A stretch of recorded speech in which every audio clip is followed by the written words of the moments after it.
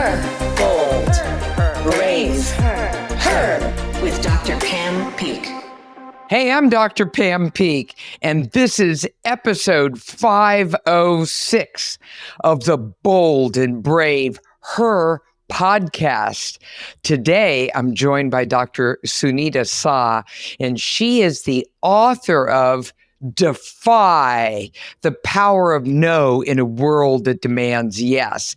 Oh, yes, I am all about Defy. Why are you about Defy, Dr. Sah? Well, I've been fascinated by what that single powerful word defy means for such a long time. The way that I was brought up, I was known for being an obedient daughter and student. And I remember asking my dad when I was quite young, what does my name Sunita mean?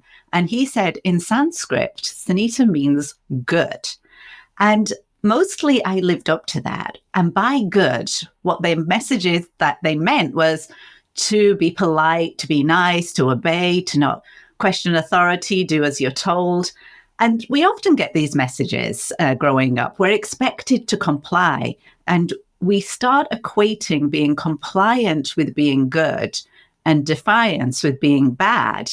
And then that makes it really difficult for us to defy when we need to, when we get older. And I was fascinated by that tension between doing what was expected of me and doing what I thought was right. And that tension really drove and inspired my work and research and led me to study influence, advice, authority, and write the book Defy. I love it. So you're an award-winning professor at Cornell University, and you're also an expert in organizational psychology. So you've got the street smarts, and to top it off, I ran out of room for all of your degrees. You're a physician, you have an MBA and a PhD. For crying out loud, get to work here. Stop all this education. So I think it's very cool that you started looking at Defy, because it's always been something I thought about, because it's been kind of an undercurrent in my own life. Now, when I invited you to come on board and be a guest, I sent you a picture. And the picture was of me in a tank top. And this is what it looked like, okay, for everyone out there. And what does it say? It says, Defy. I love that. Okay. All right. So why did I have a tank top with Defy? Because that's the way I feel. I was like you, and I'd like to know whether or not there's a gender specificity to this whole thing, because I was a good little girl too, up to a point. And then I discovered Defy. So what's going on with girls and boys? Well, the messages that we received to be good didn't just come from parents. It came from teachers and the community.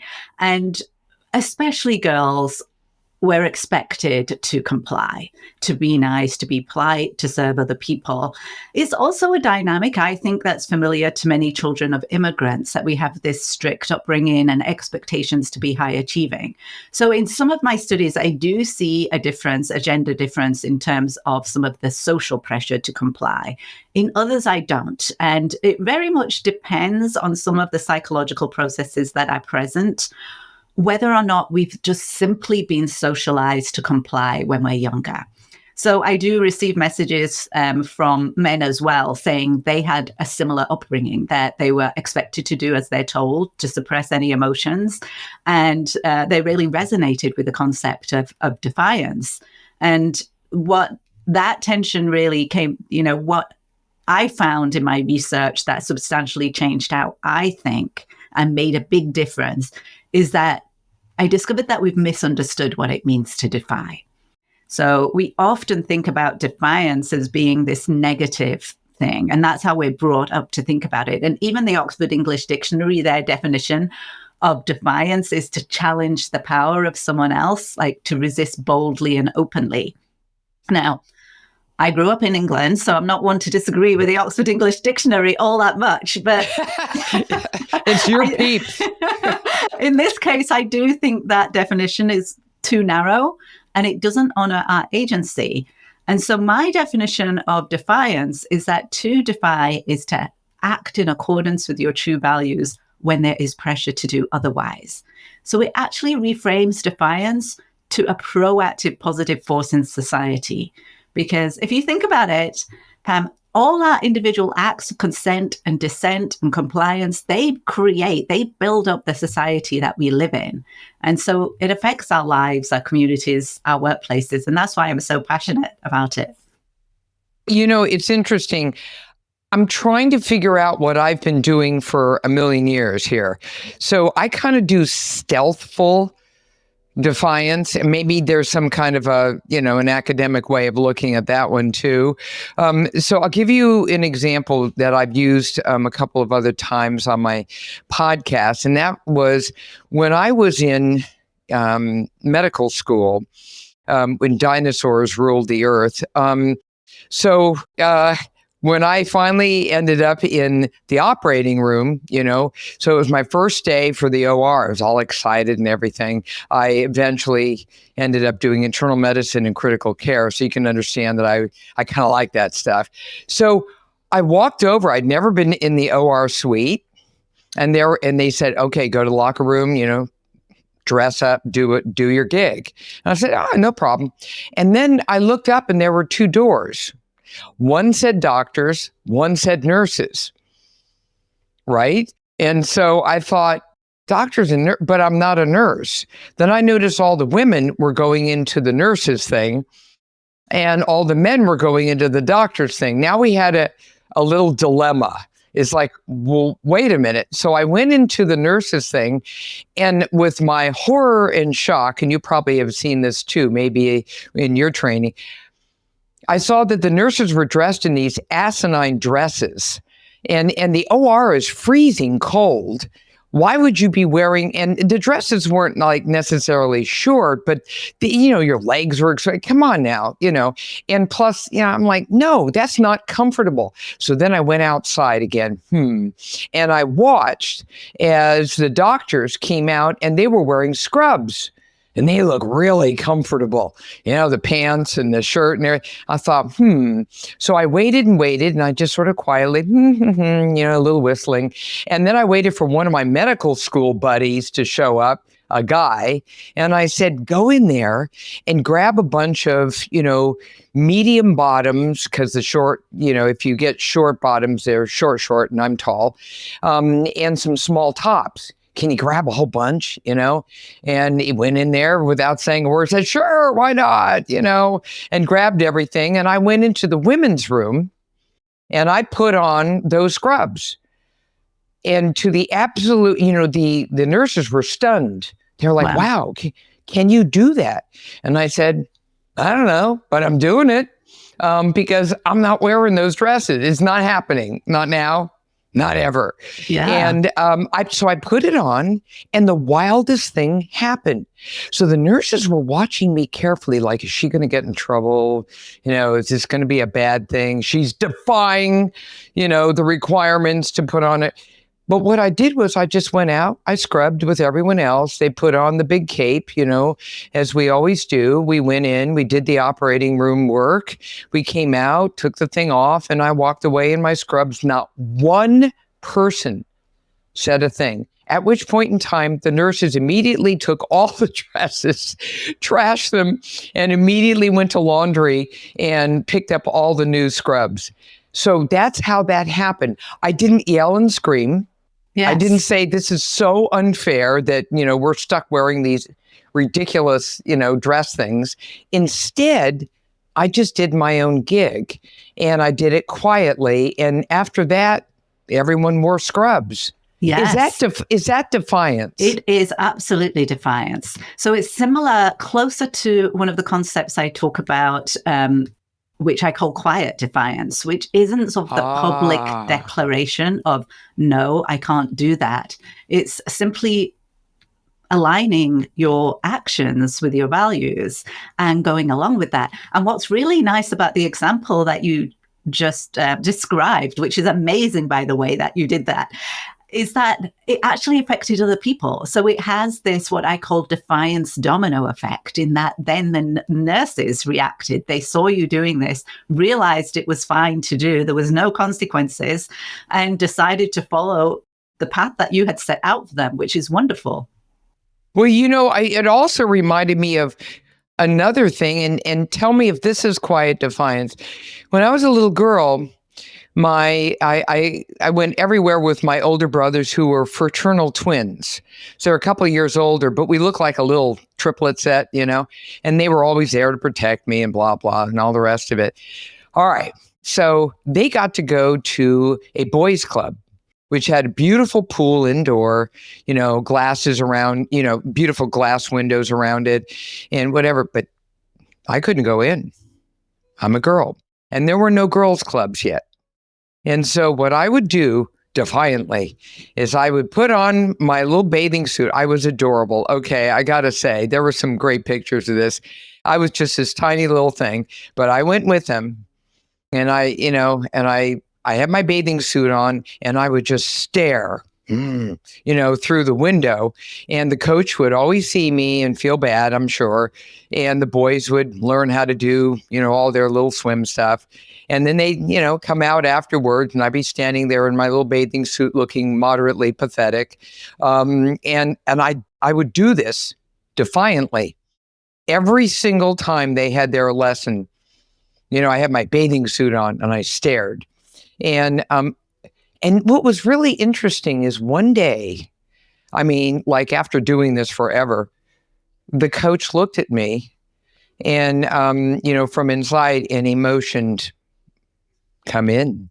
So I went in there and, he risked his job and he put me in the pool, and I had been watching for so long, and I'm a natural born athlete, that I was in the water and I was learning this stuff like in no time. So he would always sneak me in. Was he defiant? He was defiant as well. If he was breaking the rules in order to do what he thought was the right thing to do, right, which is not excluding you, then yes, I would describe that as defiant. I love it. All right. Now, your book is just, number one, so easy to read. I love the stories. You're a marvelous storyteller. And in this one chapter, you were talking about find your true no. Now, I thought that was really cool because I want people to understand what this whole issue of defy is in a more positive vein. So what did you mean by find your true no? So one of the biggest reasons why we often actively resist defiance is that we don't really understand what compliance and defiance and consent actually are. So we don't know what is what I call your true yes, which is consent, and your true no, which is defiance. And really understanding what that means is a large step in realizing when we need to enact our values to align with our true yes and our true no, rather than our kind of just sliding into. So let me describe this a little bit more. So compliance and consent are often conflated, but they're actually fundamentally different. And for compliance, it's something that we normally just slip into. It could be because we're wired to comply from a young age, and that it becomes almost our default reaction that somebody asks us to do something and we just go along with it. And it's often a yes that isn't really quite a yes, so those types of yeses. So why do I say that? That's not your true yes. Consent is your true yes. And what's really useful is taking the definition of consent from medicine, informed consent, and applying it to other decisions we make in our lives. And to have informed consent in medicine, so you're probably familiar with this, it requires 5 elements. And so the first one is capacity. We need the mental capacity. We always assess patients to make sure that they can actually make a decision, not too sick, not under the influence of alcohol or drugs. So capacity is the first one. The second one is knowledge. So we need to have information about that decision to make an informed decision. But it's not just being given that information. We need to have a true understanding of the information, a real grasp of the facts, the risks, the benefits, the alternatives. And then the fourth element is the freedom to say no. Because if you don't have the freedom to say no, that's compliance, that's not consent. And then finally, if all those four elements are there, the capacity, the knowledge, the understanding, the freedom to say no, then you can give your authorization. If you want to say yes, that's your true yes, your informed consent. If you want to say no, that's your true no, that's your defiance. I love it. I just think that this whole concept of, understanding when you could use it and when you can't, as it were, and sort of redefining the narrative. I've always loved that word defy. That's why the minute I read, your book review and I saw that word, I said, oh, there we go. Someone finally ran with it, because to me, it's always been in my own mind, as I applied it, a very positive thing. Can I say positive? Yes, absolutely. And I think this is the thing that people really struggle with, because we've been so socialized to think of defiance as a negative thing. If we talk about defiant children, it's often not in a positive way. And yet we need to defy, we need to act in alignment with our values when there is pressure to do otherwise, in order to enact like things that we really care about, like fairness, equality, as you found, integrity. Often we give these things away. We give away our agency, even though we like to think of ourselves as a person of good values, a person of character, a person of integrity, that we would not do unjust or unfair things. And yet we fail to put our actions into values a lot of the time. And learning how to defy allows us to close that gap. I just love this narrative because it's working for me.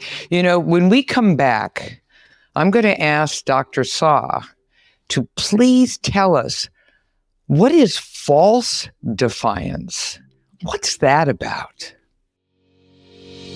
The Her podcast is sponsored by Solaray Vitamins, Minerals, and Herbs, all rooted in nature. In addition to women's multivitamins, Solaray, Solaray, is presenting the new Her Life Stages products, providing support for the menstrual years, including PMS, perimenopause, menopause, and postmenopause, and even libido. This integrative, holistic approach has a woman's back throughout her entire life journey. To learn more about Her Life Stages, you've got options. You can run on over to your local health food store or check it out at Whole Foods, Sprouts, Amazon, or scroll over to solaray.com and use promo code HER20 for 20% off your purchase. Women, Solaray's got your back. And we're back. All right. False defiance. What is this? So false defiance, let me describe it. So if you have a teenager, you might know that you will ask them to do something and they do the exact opposite of that. So it could be described as oppositional. Some people might even describe it as defiance. That's not how I describe defiance, the way that aligns with my definition of defiance. So if you think about it, if my son is playing on the Xbox and I sort of said to him, are you going to do your homework? He often says to me, well, I was going to do my homework, but now that you've asked me to, I'm not going to do it. And I have heard this statement so many times over the years. Countless, just countless. Yeah. So many times. Now you've asked me to do it, I'm not going to do it. And what does that show me? What that really demonstrates is that if he is doing the exact opposite of what I am asking him to do, then he's listening very intently to what I want. So in some ways, he's very dependent on what I want rather than deciding for himself what he really wants to do. And false defiance is this aspect of defiance where we go along with other people, whether it is in alignment with them. So we join a march because everybody else is going along with it, or we do the exact opposite. which shows that we're actually listening, is dependent on someone else. It's not dependent on something coming from within. So if we go back to our true yes and our true no, that authorization is a thoroughly considered authorization of our deeply held values. It's an active expression of our values. But false defiance is going along with somebody else in a different way. It could be compliance in a way, even though it looks like defiance to other people. Is that kind of going along with the crowd, even though, sometimes, yes, you're not particularly passionate about whatever, but it looked like something to do? Or yes, like if you go along, like if everybody else is displaying a particular sign on their lawn and you go along with that, that's false defiance. If you join a march and just because your friends are, that's false defiance. If your teenager does the exact opposite of what you want, that's false defiance. It's quite performative in a way. And we often see it on social media that people are looking for the performative aspect or getting more likes. And that actually feels good rather than constructive, true defiance. It's so interesting. When I showed you my shirt that said Defy, one of my most favorite places I began to wear it was when I was working out, doing, hardcore weightlifting and whatever in the gym, because I am a triathlete. So what would happen is some guy would walk up to me, very well-intentioned, and he'd see me going toward, a leg press with 300 pounds on. He goes, I don't think you can do that. You might hurt yourself. Are you okay? Is everything all right? I don't know who the hell this guy is. And I'm like, yeah. And then I go ahead and press the 300. And he's just standing there staring at me. And I thought, okay, this started happening a lot because I've been lifting for years and I'm a very strong athlete. And I think that they didn't think that as a woman, and as a woman who's definitely not 20 anymore, that this was funky. So I started wearing that shirt. Like, oh, wonderful.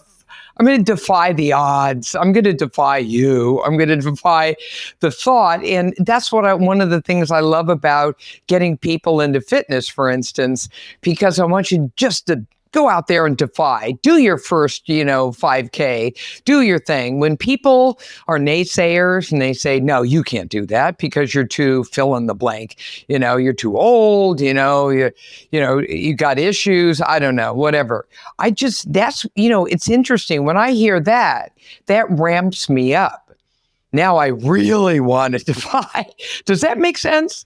Yes, it does indeed. And these are some of the things that hold us back, like from defying is like, the social norms are different. Oh, I can't do that. And as you said, so fill in the blank, all these limiting beliefs that we have about what we can achieve and what we can do and whether we're the type of person to speak up or not. And actually, one of the big myths about defiance is that you have to have a particular personality, and you don't. You don't have to actually be loud, bold, violent, aggressive. You don't have to be heroic or superhuman. You can be defiant in your own unique way with far less stress and anxiety and angst than you used to have. And that's what I learned about defiance, is that it's not a personality, it's a practice. It's a skill set that you can choose to use or not. And you don't have to be a particular way or have a particular sort of loud personality or be larger than life. Anyone can defy. I think that's such an important point.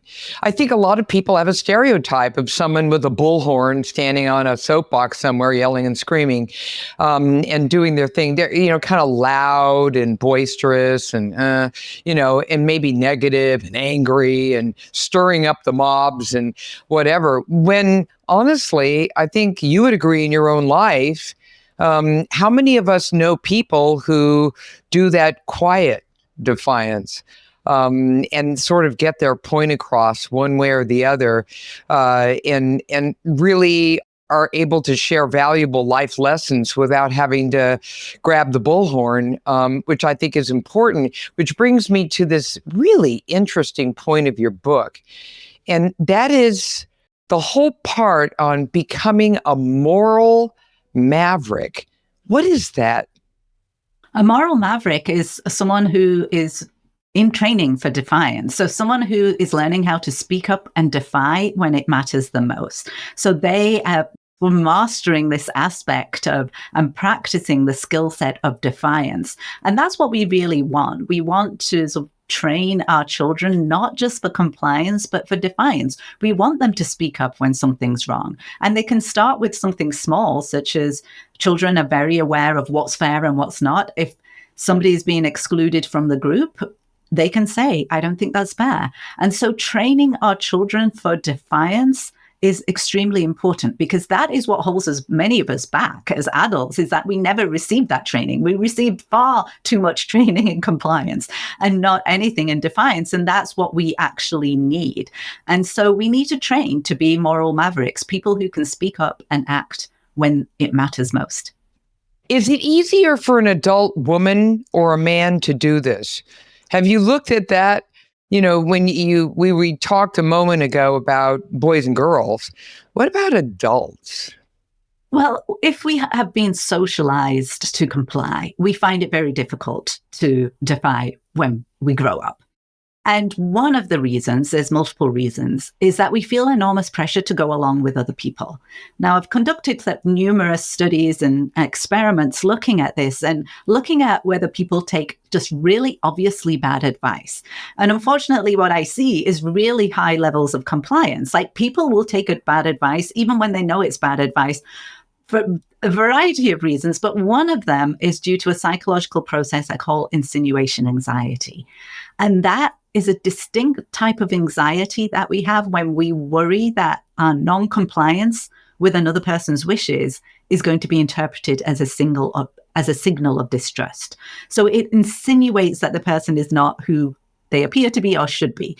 And we don't want to do that. We don't want to imply that any of our, say, even co-workers, bosses, friends, family, we don't want to apply, or even strangers, as I've found in my studies, we don't want to imply that they can't be trusted, or that they're incompetent, they're telling us something wrong, or even that they're sexist. That's why we don't speak up. It's really difficult for us to do that. And I see this insinuation anxiety in small stakes situations and large stakes. So it could be small stakes in that we're at the hairdresser and they're cutting our hair and saying, you're going to love this new style. And they're cutting. And you're thinking, no, stop. But you find it so difficult to tell them you don't like it. And if you're anything like me, you might even pay and tip them and sort of leave and then cry at home. But it can happen in those small stakes situations, but all the larger stakes situations too. So when you're at the doctor's office and they're recommending a treatment, a procedure you don't think is right for you, it's very difficult to say no. When your boss is asking you to take a shortcut on something and you don't think it's the right thing to do, or you're asked to cover something up, it's very difficult to sort of tell them that they're lacking integrity. And it could be the reason why 9 out of 10 healthcare workers, most of them nurses, don't speak up when they see their colleague or a physician making an error. And we really do want people speaking up in those situations. But it's so powerful it's such a powerful psychological process that keeps us silent and compliant, because we don't want to insinuate that there's something wrong with the other person.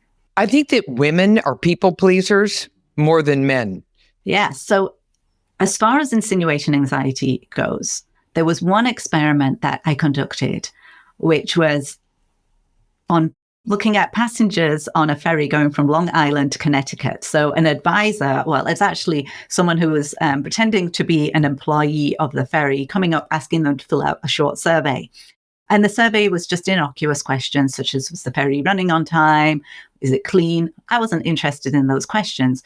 But what I was interested in is what happened after they finished the survey, when the man would ask them, okay, thank you for filling out the survey. And he'd offered them $5 for filling it out. And he would say, I can give you the $5 cash as promised, or I can enter you into this mystery lottery that pays out somewhere between 0 and 10, but the average payment is less than $5. Now, in this situation, just giving them the options, most of the people just took the $5 cash. So it's 92% of people took the $5 cash, showing very clearly this is the preferred option. But when he gave the advice to, you should take the lottery, That went up to 20%. 20% of the people now took it. And then what was even more fascinating was when he disclosed an ulterior motive and said that he was incentivized to recommend the lottery because he would get more commission. That doubled to 42%. That's wild. It's wild. And that result was purely driven by women. And what they said was that it's not that they trusted the advice less. They very clearly trusted the advice less. So they should not have taken it. They even liked the advisor less. So they weren't like trying to help him, but they felt more pressure to go along with the advice. They felt more uncomfortable to reject it because it would insinuate that the advisor was biased in his recommendation, and they did not want to insinuate that. So women felt that insinuation anxiety far more than men in this situation. Men do feel it in other experiments that I've run, other studies, but in this particular one, when it was a male advisor telling you what to do, women were more likely to feel insinuation anxiety. Help us understand how positive sort of defiance actually works in a relationship, between two partners. So, how does that actually come out? Because I think that perhaps there might be a little bit of pushback on I don't want to be too defiant with my partner because, I want everything to go swimmingly and I don't want any, confrontations and, issues here. But at the same time, I'm thinking in my own relationship, whoa, I got a little defiance going on here and there. But again, I tend to lean into the stealthful, quiet defiance kind of situation. But how does it work to the detriment and to the benefit in an actual relationship? Yeah. So, the very study that I described was with a stranger, and we're seeing these results. But in a relationship, the power dynamics can be very different. So, for example, if you're a patient seeing a doctor, even if it's a doctor you've known for a long time, and in fact, perhaps that you have had a longer relationship, maybe there's even more insinuation anxiety. Now, with a partner, it all depends on the level of trust and transparency. And so this is one I've thought about a lot, where we see for example, if your spouse is recommending a particular restaurant because they think it's really good and you think it's really bad, how easy is it for you to say, no, they're wrong. This is wrong. This restaurant is not good at all. Or do you let it go?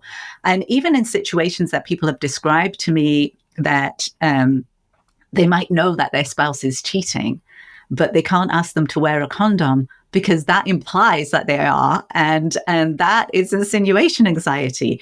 So there's it's very complex when it comes to sort of relationships, as in what is acceptable for us to talk about. How offended is the other person going to be if you say that they're wrong or imply that recommendation can't be trusted? So there needs to be some element of strong trust there to be able to speak up. Isn't that just the truth? And of course, communication is the glue that holds all relationships together, one way or the other. There was a beautiful chapter as you're kind of winding things up in the book called The Superpower of Responsibility. I loved that. So tell us what that means. So there's a number of reasons why we find it difficult to defy. So the enormous pressure to go along with other people, the misunderstanding of compliance and defiance, and then once we decide to defy, we don't know how. And one of those things in that final one is, how do we actually connect with our responsibility? Because sometimes we just give that away, our agency and our responsibility. We just think somebody else should take action, not us. And when we actually connect with our values and our responsibility, that's when we can really defy, and defy well in a positive way. So if we think about, for example, for someone like me who found it difficult to defy and really had to learn the skill set of defiance, I have situations and contexts where I find it much easier to defy. And that's, for example, for my son. If I need to defy for my son, I can do so far more easily than I can for myself. So if there's a school policy I think that is detrimental to children, I can speak up now because I think that's really important. And I don't have the same angst that I do if I was speaking up for myself. If a medical procedure is recommended that I don't think is right for my son, I will go and get a second opinion. I will do far more in this situation because I'm taking responsibility. And one of the things that we can all do is think about what are we responsible for? We're responsible for ourselves, our community, other people, and connecting with that responsibility is why it's such a superpower, because that is the one thing we give away when we decide to be compliant. Oh, so you also said you've got a duty to defy.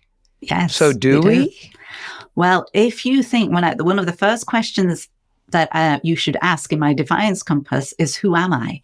And if you have values of integrity, which most of us do, that we like to think of ourselves as honest people with good character, with high integrity, benevolence, compassion, equality. There are a lot of the values that my executive students write down.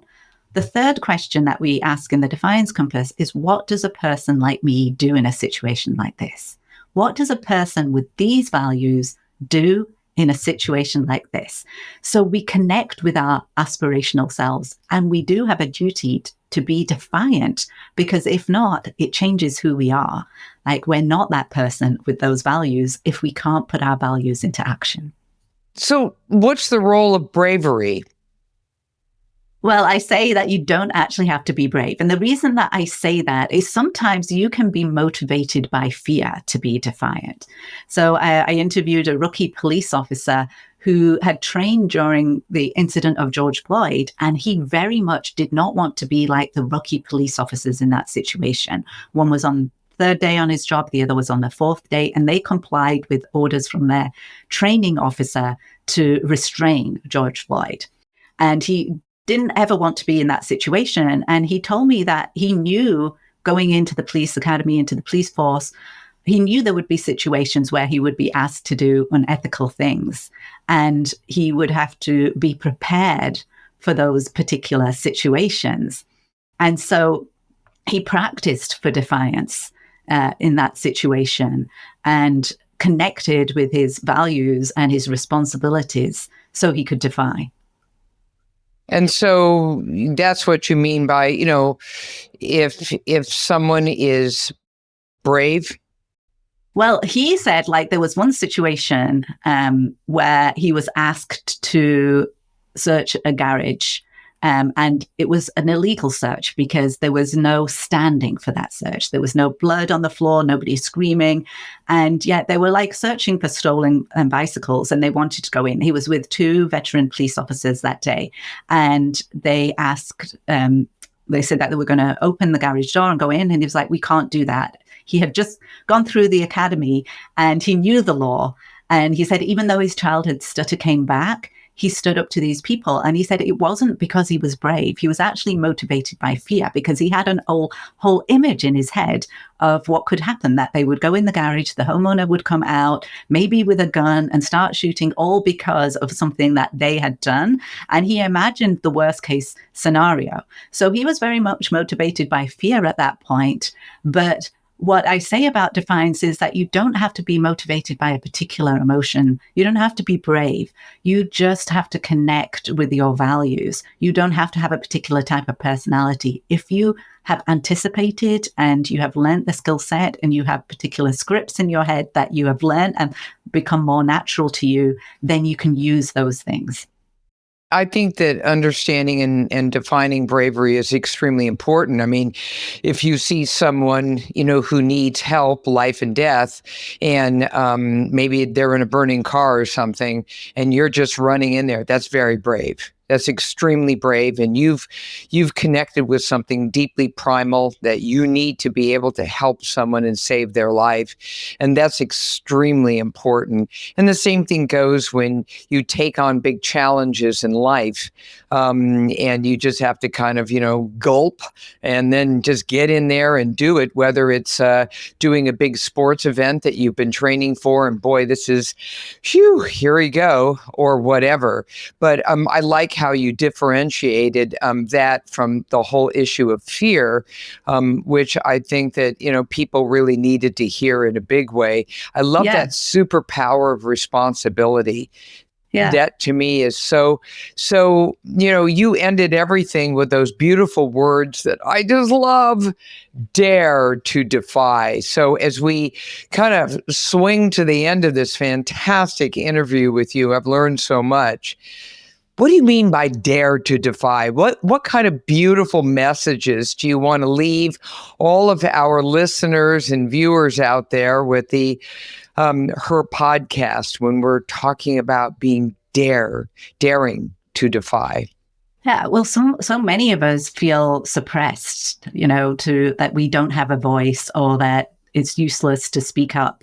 And it's more empowering to think that we can just dare. We can just try to defy and see what happens. And yes, I love the fact that you're sort of describing some brave actions of running into a burning building.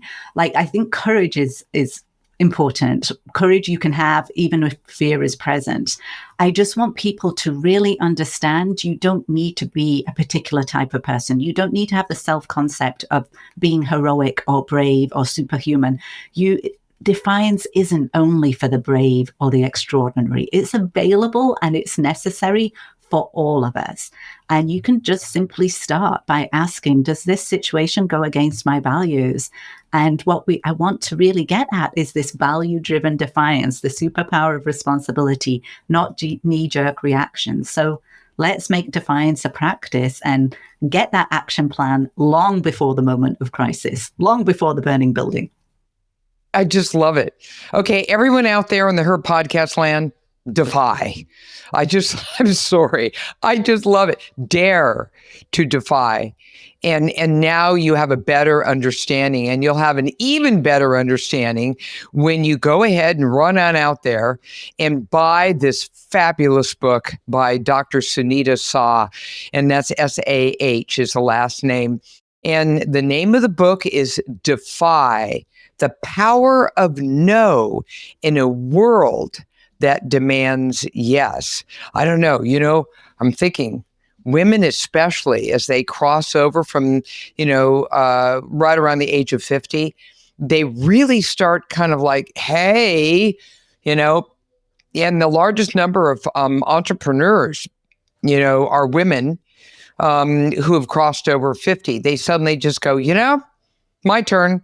And I'm going to defy you if I have to. I'm going to just do that whole thing because I have an idea. I have a lot of work and effort behind it, and I'm going to make it work. And there you have it. And you find yourself making decisions where before you were gripped by fear. Yeah, absolutely. And all of a sudden, change ups in relationships. You suddenly find yourself living in a new, area geographically. New friends, new hobbies, things just, Yeah, to me, there's like a real interesting watershed moment that takes place right around that age. Have you seen that? Yeah, I think it's very much that we're no longer living by everybody else's expectations of our lives, but our own. And it would be wonderful to take that learning and experience and have it earlier in life too, that we can stop worrying what everybody else thinks and what their expectations are for us and live according to our own values. I love that. And what's really interesting is that, and I've mentioned this before, there's some nice books out there about regrets of the dying by hospice, workers. And one of the very first is, I wish I had lived a life according to my beliefs and what really was important to me instead of always deferring to everyone else. So, this is all the more reason why defy is where it's at. Sunita, I thank you so much for being on the Her podcast. This has just been fabulous. Your book, I'm writing my next book right now. I'm definitely going to be citing your book like there's no tomorrow, because I don't know. It's like my motto, Defy. You suddenly picked it up and then you ran with it. So thank you for doing that. Everyone, we've been talking to Dr. Sunita Sah once again. She is the author of Defy, The Power of No in a World That Demands Yes. Oh, thank you so much, Sunita. Thank you so much. I've really enjoyed talking to you. And I want to thank my sponsor, Solar Vitamins, Minerals, and Herbs Rooted in Nature, and the new Her Life Stages products. Scope it out at Solaray, SOLARAY.com. And if you go to the website, use the promo code HER20 for 20% off. Remember, the Her Life Stages, go, go, go. And hey, take a moment to leave us a review, because we love to hear from you, and we're on all of these platforms. So hey, reach out. I love to read them.